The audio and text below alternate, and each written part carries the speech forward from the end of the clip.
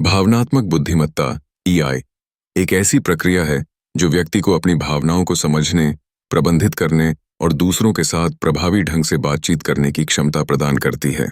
यह कौशल न केवल व्यक्तिगत जीवन में बल्कि पेशेवर संबंधों में भी महत्वपूर्ण भूमिका निभाता है। जब लोग अपनी भावनाओं को पहचानते हैं और दूसरों की भावनाओं को समझते हैं तो वे अधिक सकारात्मक और सार्थक संबंध बना सकते हैं। पहला कदम है आत्मसागर। इसका मतलब है अपनी भावनाओं को पहचानना और उन्हें स्वीकार करना।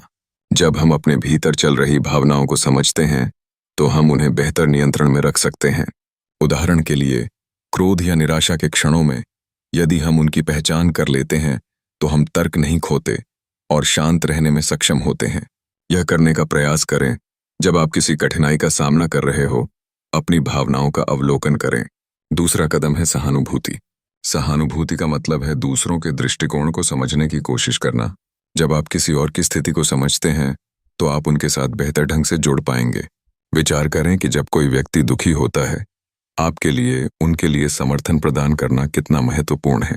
सहानुभूति आपको न केवल दूसरों के साथ गहरे संबंध बनाने में मदद करती है, बल्कि यह आपको अपने संबंधों की गुणवत्ता को सुधारने की दिशा में भी आगे ले जाती है।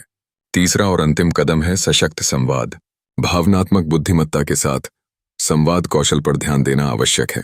आप अपनी भावनाओं को स्पष्टता से व्यक्त करना और दूसरों की भावनाओं को सुनना सीखते हैं।